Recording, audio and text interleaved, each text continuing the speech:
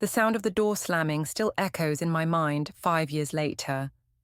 My sister's face, twisted with disgust, is forever etched in my memory. "You made your choices, Riley," she had said. "Don't come crying to me now."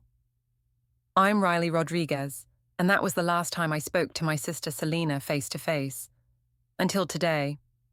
My phone buzzes with another message from Olive. "Are you sure you want to look at those old photos?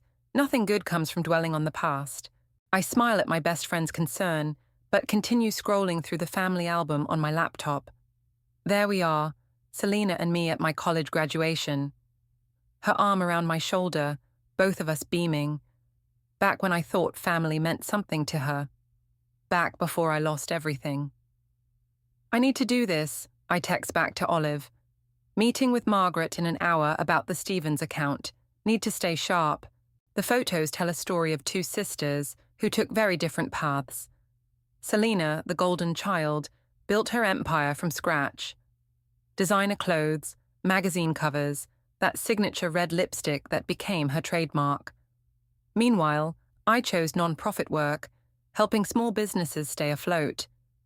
"Following your heart will leave you broke," Selena would say at family dinners. She wasn't wrong. When the non-profit I worked for collapsed, everything fell like dominoes. My savings disappeared into medical bills after my car accident. Insurance denied the claim. Rent past due. Each day brought a new crisis until that rainy November morning when I stood at Selena's door, swallowing my pride. My phone rings. It's Margaret. "Riley, you're not going to believe who just walked into my office," she says, her voice tense. "Who?" "Julius Gray." My hand freezes on the mouse. Julius, Selena's former business partner who helped build her empire. "What did he want?" "Information about your sister's companies. He's planning something big, and it's not good." I lean back in my chair, processing this. Does Selena know? "That's the thing," Margaret says. "I don't think she does. And from what I'm hearing, her empire isn't as solid as everyone thinks. The market's been brutal this quarter. A notification pops up on my screen. A news alert about Selena's company stock dropping 15%. Then another about potential layoffs. "Riley," Margaret's voice softens, "I know your history with her, but you might be the only person who can help her now." I laugh, but it comes out harsh. "Help her? Like she helped me?" "You're not her," Margaret says simply. Before I can respond, my email chimes. From Selena Rodriguez. Subject: "We need to talk." "I have to go, Margaret. The Stevens meeting is cancelled. They just called." Use the time to think about what I said. I open Selena's email. 3 lines. "I know we haven't spoken. I know I don't deserve your time. But please, just one meeting." Olive calls immediately after I forward her the email. "Don't you dare," she says without greeting. "Remember what happened last time? Remember sleeping in your car?" "I remember everything," I say, my voice steady. The shelter, the food banks, the nights I couldn't sleep because I was so hungry. "Exactly. So why even consider—" "Because," I interrupt, an idea forming, "sometimes the best revenge isn't what people expect." "Riley." "Trust me," I say, already typing my response to Selena. "I learned a lot these past 5 years. About business, about people, about how money really works." "What are you planning?" I think about the foundation proposal sitting in my drafts folder. About all the women I've met who were one crisis away from where I had been. About karma and justice, and how sometimes they need a little push. "Something she'll never see coming," I reply, hitting send on my response to Selena. "Something that will make every moment of suffering worth it." Olive is quiet for a moment. "Just promise me you won't let her hurt you again." I look at the last photo in the album, Selena and me as kids, holding hands, facing the camera with matching grins, before money and success changed her, before she learned to see people as either assets or liabilities. "Don't worry," I say, closing my laptop. "This time, I'm the one writing the story." "You can't sleep in your car forever," Olive had said, standing in the rain beside my old Honda Civic. That was the night everything changed, exactly 4 years and 8 months ago. Watch me, I'd replied, huddled in my back seat under a thin blanket, surrounded by whatever possessions I could fit when the eviction notice came. But Olive wouldn't leave. She knocked on my window until I rolled it down. My couch isn't much, but it's yours if you want it. That couch became my salvation. I stare at it now, sitting in Olive's living room, remembering those first few months of rebuilding my life from nothing. Earth to Riley.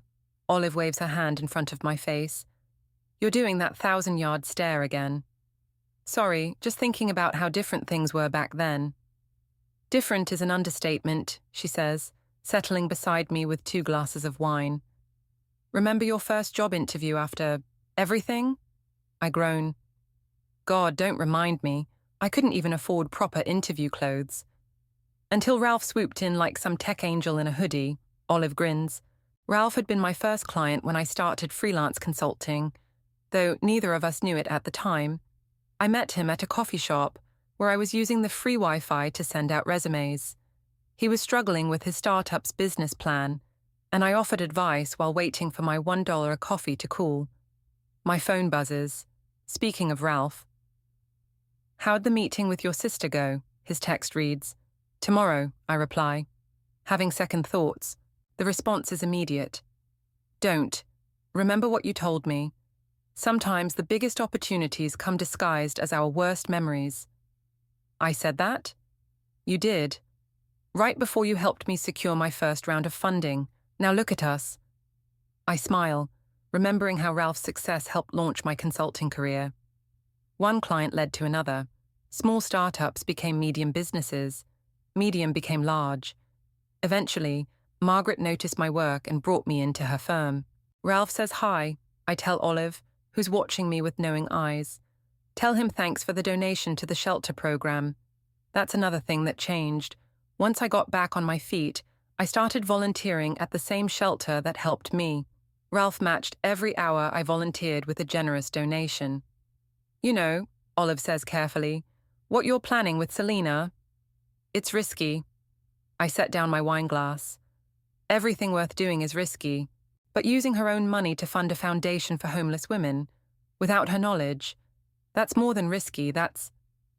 Justice, I interrupt. Do you know how many women I've met who ended up homeless because someone like Selena refused to help them? Women with degrees, careers, families, one crisis away from losing everything. My phone rings. Margaret. Julius is making his move, she says without preamble. He's buying up shares through shell companies. Your sister's board meeting is in chaos. I check the time. Thanks for the heads up. I'm meeting her at 9 tomorrow. Be careful, Riley. Desperate people do desperate things. After hanging up, I pull out my laptop and open the foundation proposal. The framework is solid. I've spent months perfecting it. A legitimate charitable organization, properly registered, with one subtle twist. All major decisions would require approval from a board of directors, a board I would carefully select. What are you smiling about? Olive asks. Remember that business law course I took at the community college while sleeping on your couch? She nods. Best investment I ever made. Well, that and the coffee I bought Ralph. My phone buzzes again. Selena. Confirming tomorrow, 9 a.m. my office. I type back a simple, see you then. Olive reads the message over my shoulder. You're really doing this? I stand up and walk to her bookshelf, picking up a framed photo from 3 years ago. Me, Olive, and Ralph at the opening of the first women's shelter we helped fund. When I was at my lowest, I say, Selena taught me that family isn't always what we think it is. Sometimes family is the friend who offers their couch, or the stranger who believes in your advice over coffee. And sometimes family is the sister who slams the door in your face, Olive adds softly. Exactly. Tomorrow I'm going to teach her that lesson, but not by slamming doors, by opening them for others. I gather my things, hugging Olive goodbye. Outside, the night air is crisp, carrying the promise of autumn. My car, a modest but reliable Toyota now, starts smoothly. No more sleeping in the back seat. As I drive home, I think about the women who will benefit from the foundation. Women like I was, who just need someone to open a door instead of slamming it shut. Tomorrow, Selena will unknowingly become that someone. My phone lights up with one final text from Ralph. Remember, revenge is a dish best served with a side of karma. I smile, turning onto my street.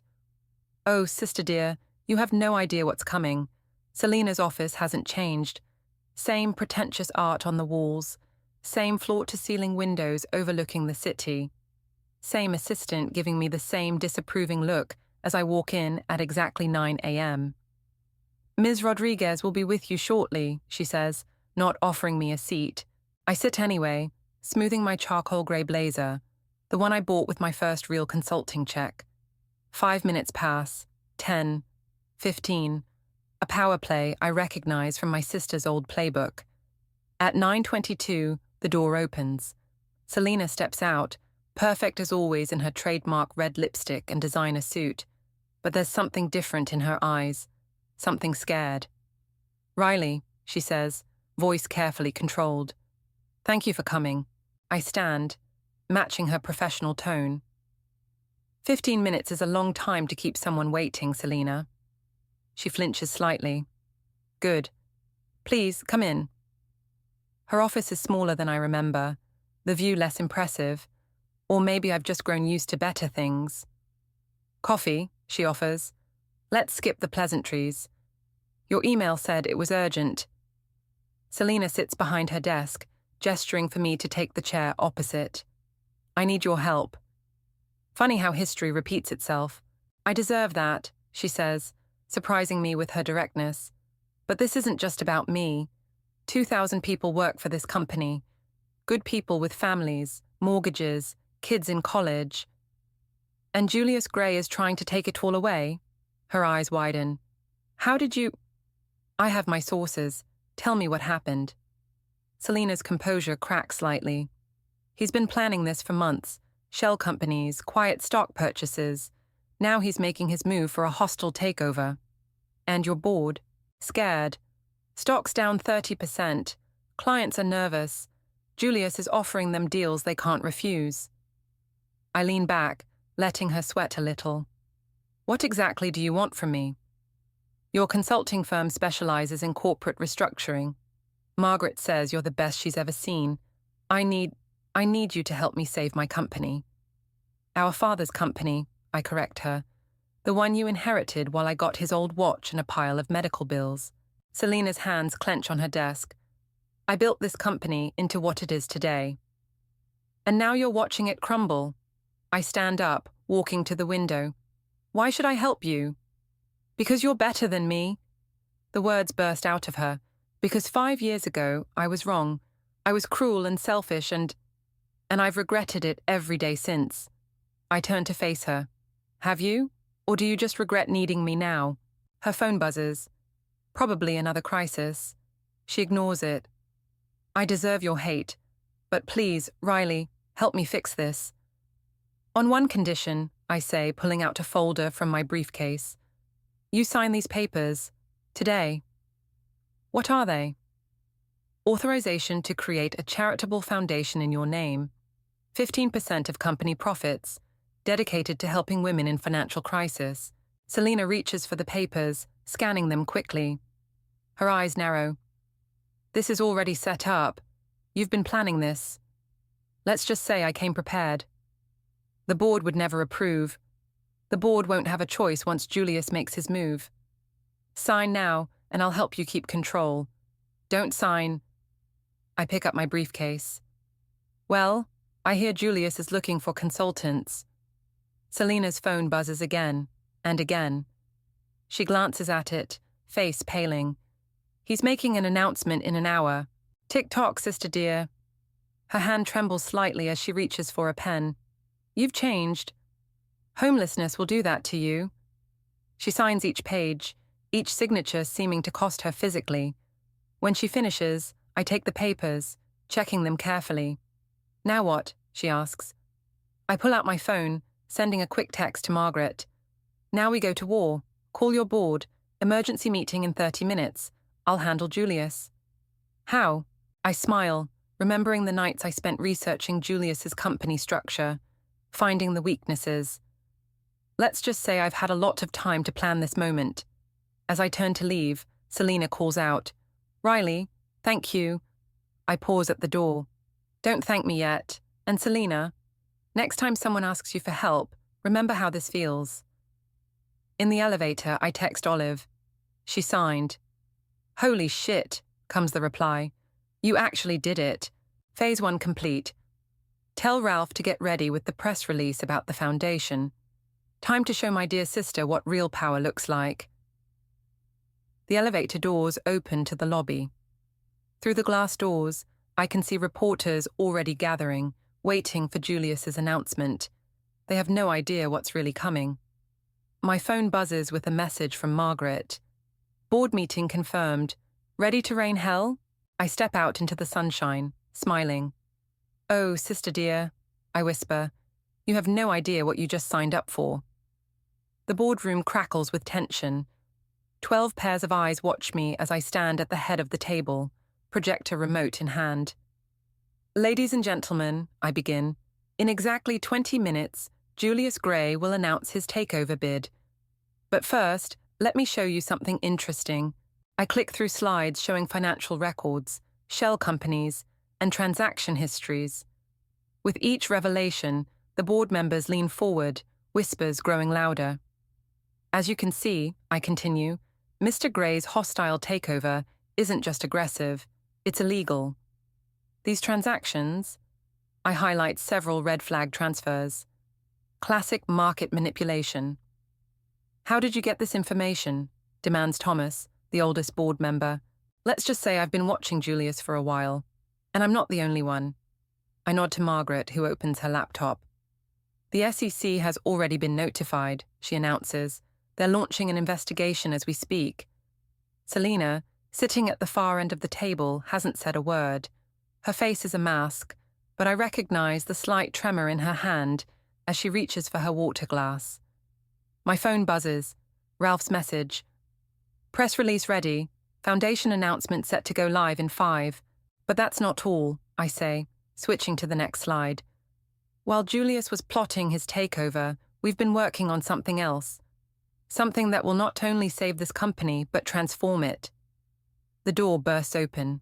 Julius Gray himself strides in, flanked by 2 men in expensive suits.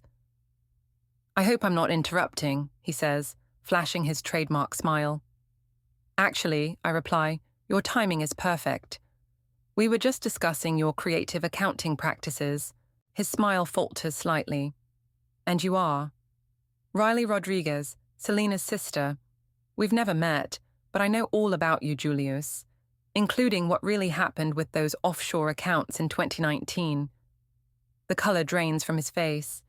Behind him, one of his lawyers whispers something urgent. "Ladies and gentlemen," I address the board again, "in about 30 seconds, 2 things will happen. First, the SEC will announce their investigation into Mr. Gray's activities. Second," my phone chimes. Right on cue. "The company will announce the creation of the Rodriguez Foundation for Women in Crisis, funded by 15% of annual profits, effective immediately." Chaos erupts. Board members shout questions. Julius's lawyers frantically check their phones. Through it all, I lock eyes with Selena, who finally understands what I've done. "This is illegal," Julius sputters. "You can't—" "Actually, we can," Margaret interjects, sliding documents across the table. "The foundation was approved this morning, by Selena herself."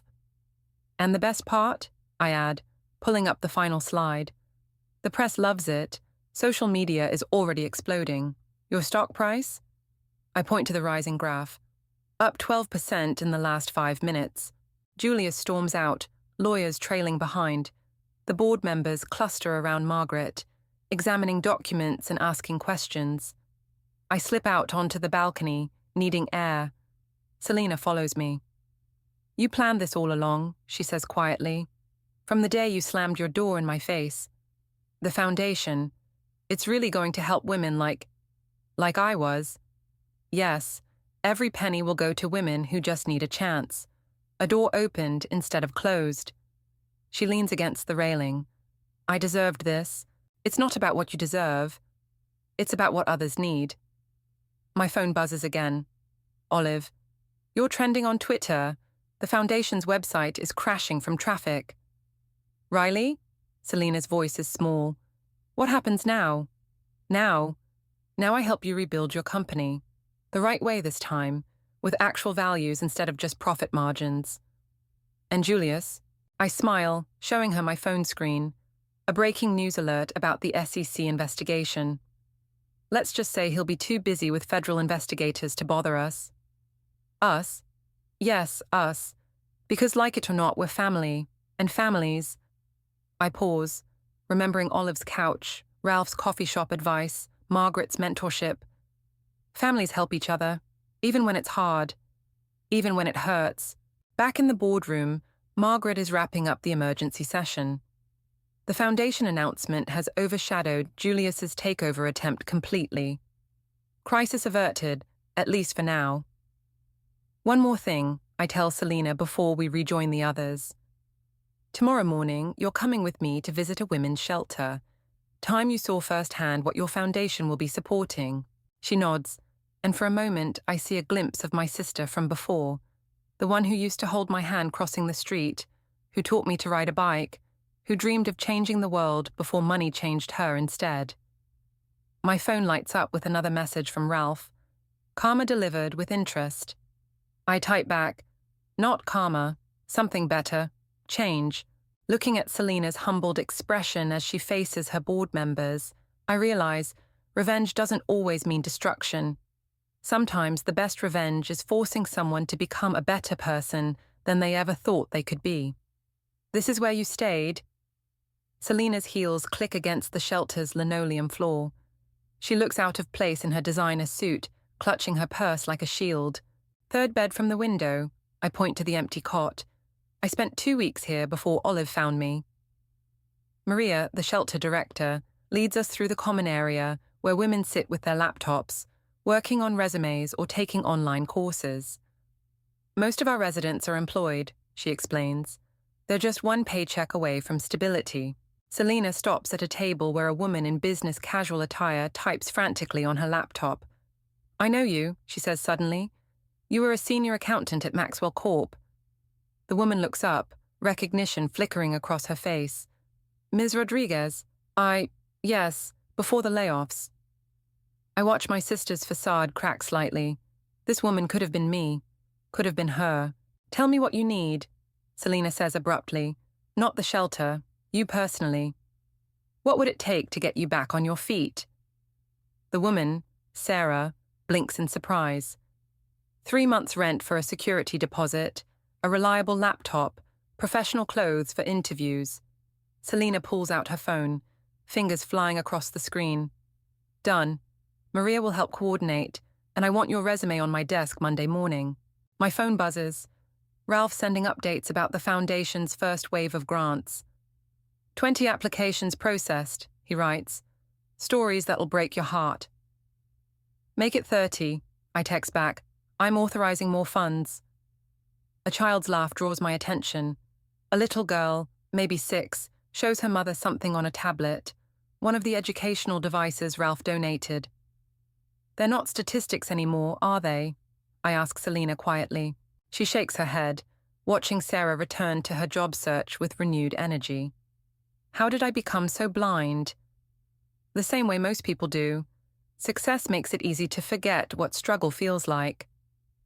Maria leads us to her office, spreading out papers across her desk. These are the programs we'd like to implement with the Foundation's support. Job training, childcare, emergency rental assistance. A commotion outside interrupts her. Through the window we see news vans pulling up. Who called them? I demand. I did. Selena stands straighter. It's time people saw the real work happening here. My phone explodes with messages. Olive, turn on channel 7. Margaret, stock's up another 8%. Ralph, donations pouring in. Selena faces the cameras with the same confidence she uses in board meetings, but her words are different now. Today, the Rodriguez Foundation announces its first initiative, Project Fresh Start. We're partnering with shelters across the city to provide immediate assistance to women in crisis. I stand back, watching my sister transform from corporate shark to passionate advocate. The shelter residents gather around the TV in the common room, hearing their stories being told with dignity instead of pity. "You did this," Maria says beside me. "You changed her." She changed herself. I just showed her the door. My phone rings, Margaret with urgent news. "Julius is making moves," she warns. "His lawyers are challenging the foundation structure." "Let them," I reply, watching Selena kneel to talk to the little girl with the tablet. "We have something he doesn't." "What's that?" "Public opinion. And a conscience." After the interviews, Selena pulls me aside. The board's nervous about the foundation's scope. They're saying 15% is too much. Show them today's stock prices. Show them the press coverage. Show them Sarah's resume on Monday. Trust me, they'll understand the value. She nods, then hesitates. "Riley, that night, when you came to my door..." "Don't," I cut her off. "We can't change the past, but we can make sure no one else has to live it." My phone lights up with another message from Ralph. "Emergency shelter in Brooklyn needs immediate funding. Pipes burst, 30 women displaced." I show Selena the message. Without hesitation, she makes the call. "Get them hotel rooms, all of them. Send the bill to my personal account." As we leave the shelter, Sarah stops us. "Ms. Rodriguez, both of you, thank you." Selena hands her a business card. "Monday morning, 9 a.m. sharp. Don't be late." In the car, Selena stares out the window at the shelter growing smaller in the distance. "I need to make some changes at the company," she says finally. "Real changes." "I know. Will you help me?" I think about the folder on my laptop. Plans for employee assistance programs, affordable childcare, flexible work policies. Changes I've been drafting since the day I started plotting this revenge that became something else entirely. "Yes," I say, "but not for you. For them." My phone buzzes one last time. Olive sending a photo of the shelter's TV screen showing Selena's interview. The caption reads, "Sometimes the best revenge is forcing someone to become their better self." I look at my sister, seeing not the woman who slammed her door, but the one who just opened dozens for others. "Ready to really change the world?" I ask. She nods, and for the first time in years, I believe her. "You can't hide behind charity forever," Julius's voice booms across the conference room. He slams a stack of papers onto the table. "These numbers don't lie." I stand at the window, watching rain streak down the glass while Selena faces her former partner. 2 weeks of foundation success, and now this. "The numbers tell exactly the story we want them to tell," I say, turning around. "Your problem, Julius, is that you're looking at the wrong metrics." Margaret enters with a fresh set of reports. Quarterly projections, hot off the press. "More fairy tales," Julius sneers. "Actually," Margaret slides the reports across the table. "These came from your own analysts. They're jumping ship, Julius. 3 called me this morning alone." His face reddens. "This is absurd. You're destroying a perfectly good company with this bleeding heart nonsense." Selena, who's been quietly reviewing the papers, looks up. "Like you destroyed those pension funds in 2019. The room goes silent. Julius's lawyer whispers something urgent in his ear. "That's right," I say, pulling up emails on the projector screen. "We found those too. Funny how karma works." My phone buzzes. Ralph. "SEC investigators just left my office, showed them everything." "You're bluffing," Julius says, but sweat beads on his forehead. "Am I?" I project more documents.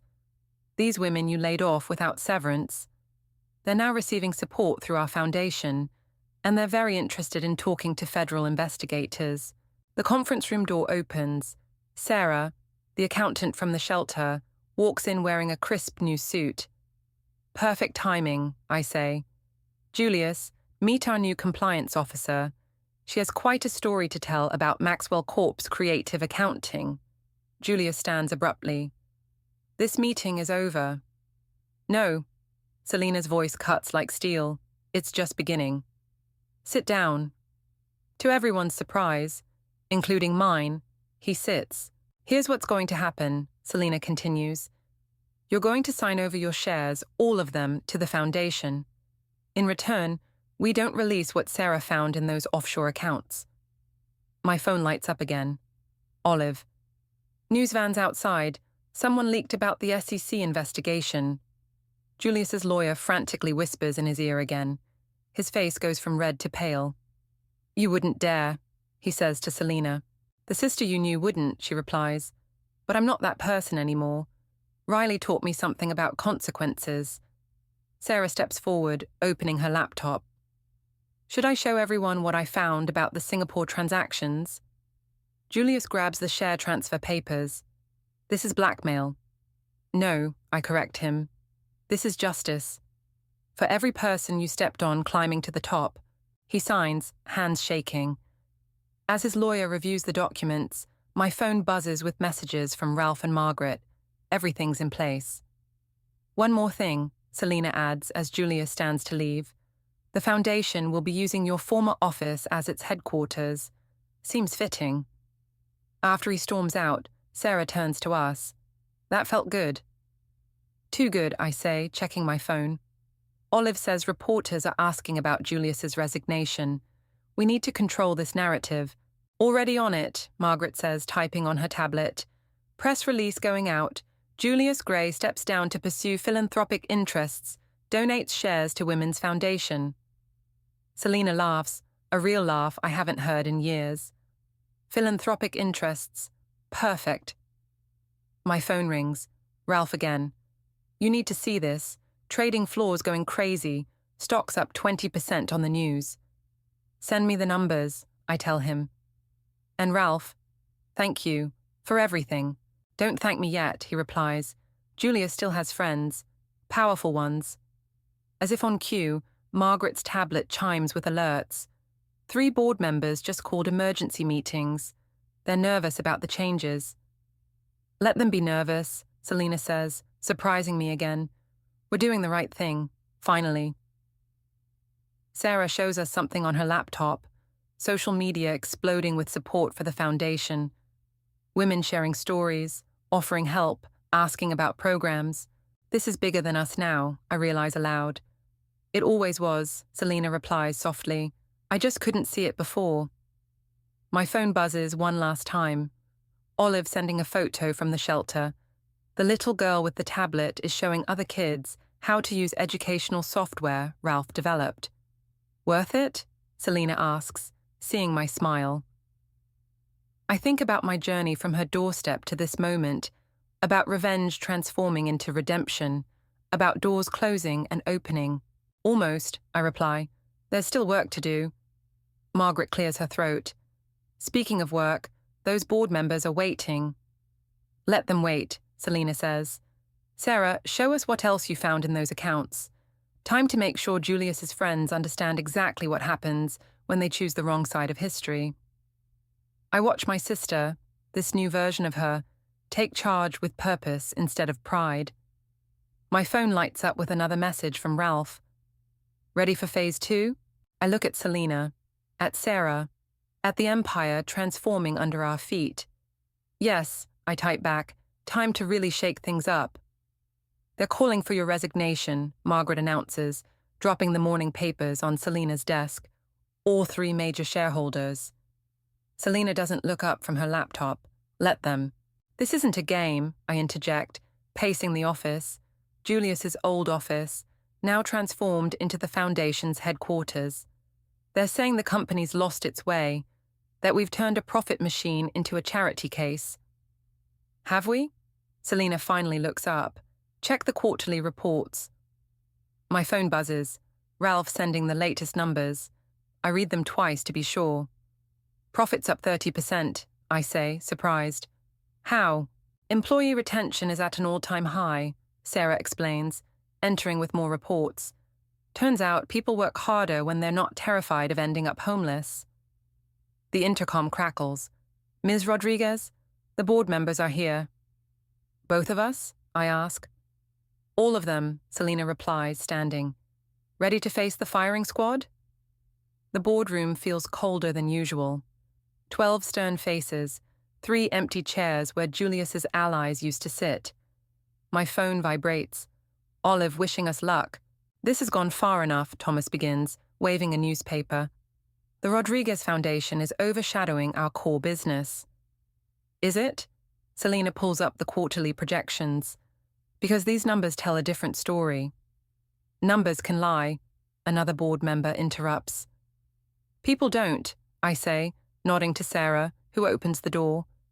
5 women enter, former executives, all hired back after being laid off under Julius's regime. Each carries a folder. Meet your new department heads, I announce, and your most profitable division leaders. This is irregular, Thomas sputters. So is embezzlement, Sarah says quietly, sliding documents across the table. Interesting files Julius left behind, about certain board members' private accounts. The room goes silent. My phone lights up, Margaret sending a thumbs up from her position outside. You're blackmailing us? Thomas asks, voice shaking. No, Selena stands. We're showing you the future, a company that profits by lifting people up, not stepping on them. Impossible, someone mutters. Really? I project new figures on the screen.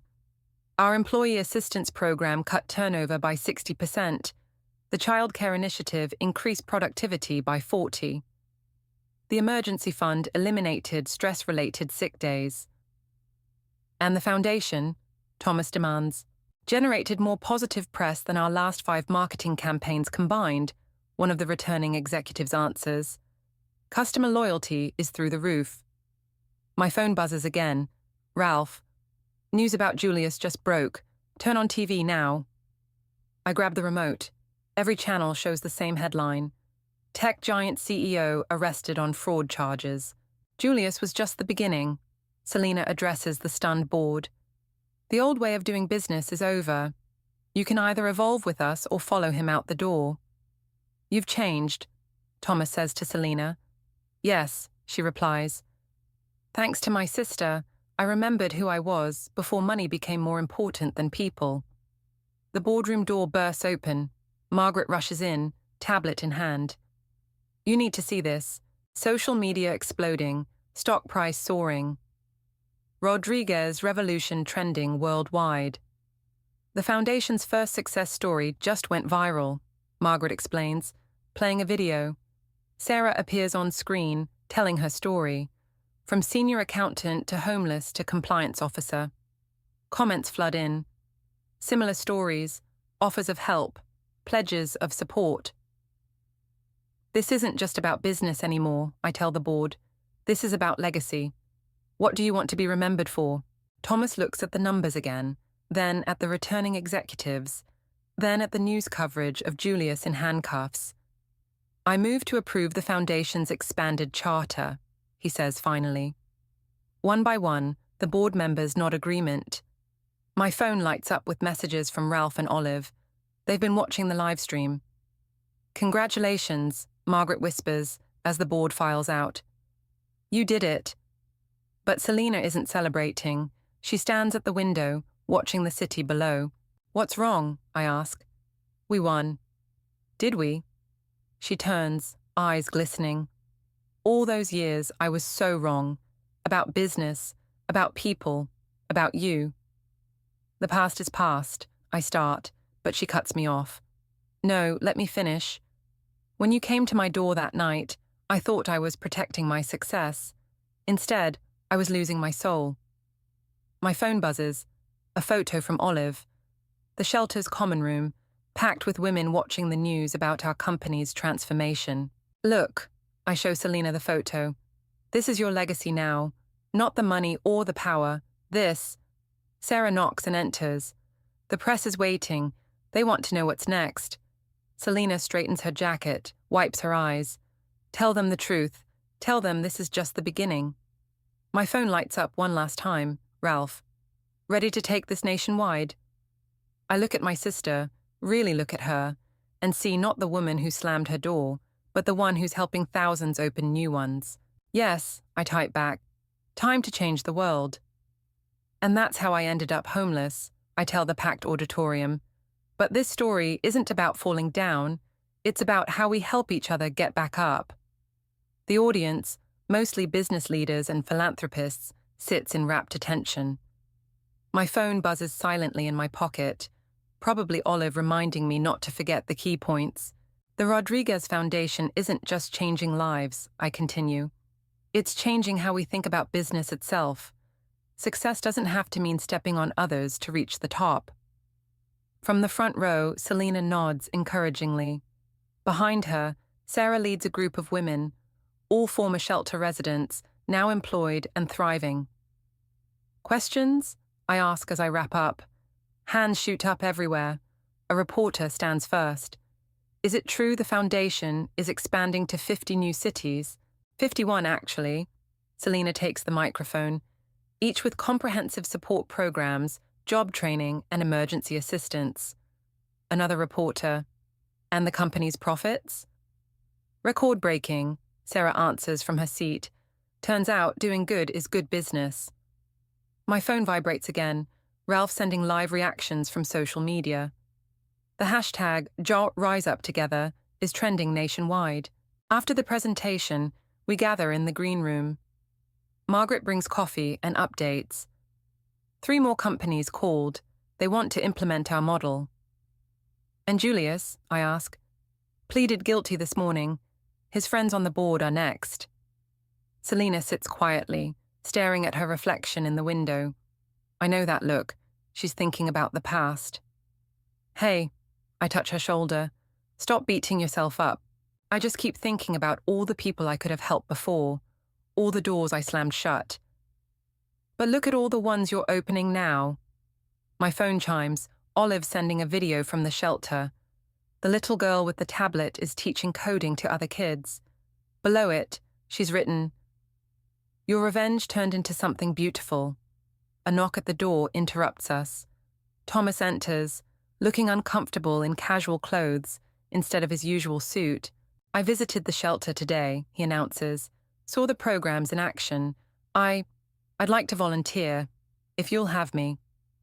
Selena and I exchange glances. Another conversion. Welcome to the revolution, Sarah says, handing him a volunteer packet. My phone lights up with an alert. Stock price hitting another record high. But that's not what matters anymore. Remember that first night at the shelter? I asked Selena. When you met Sarah? How could I forget? It was the first time I really saw people instead of numbers. Well, Margaret interrupts, tablet in hand. Wait until you see this. She plays a news clip. Companies across the country announcing similar foundations, following our model. The Rodriguez effect, they're calling it. It's spreading, Sarah says proudly, like a positive virus. More like karma, I reply, but the good kind. Selena stands suddenly. Come with me, all of you. She leads us to the auditorium's back entrance. Outside, a crowd has gathered. Women from the shelter programs, their families, employees, volunteers. This is your real legacy, I tell her. Not the company, not the money.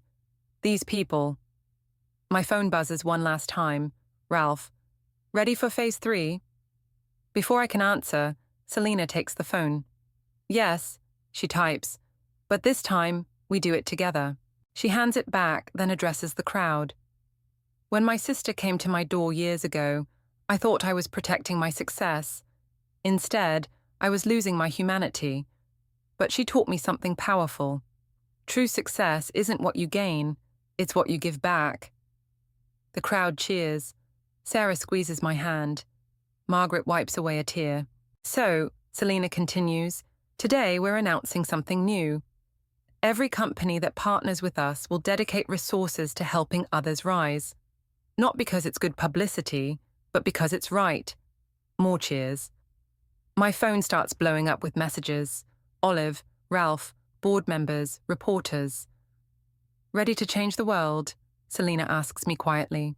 I look at the crowd, at Sarah teaching Thomas about the shelter programs, at Margaret coordinating with other companies, at the women whose lives we've helped transform. The world's already changing, I reply. We're just opening the doors. As the crowd disperses, Selena hugs me, really hugs me, like when we were kids. Thank you, she whispers, for not giving up on me. Thank you, I answer, for proving revenge doesn't have to destroy to make a difference. My phone lights up one final time. A message from the little girl at the shelter, sent through Olive. When I grow up, I want to open doors for people too. I show it to Selena, watching her eyes fill with tears and purpose. Well, she says, straightening her jacket, we better make sure there are plenty of doors to open. Together, we walk back into the auditorium, ready to build something bigger than revenge, bigger than success, bigger than ourselves, something that feels a lot like justice, and hope, and home.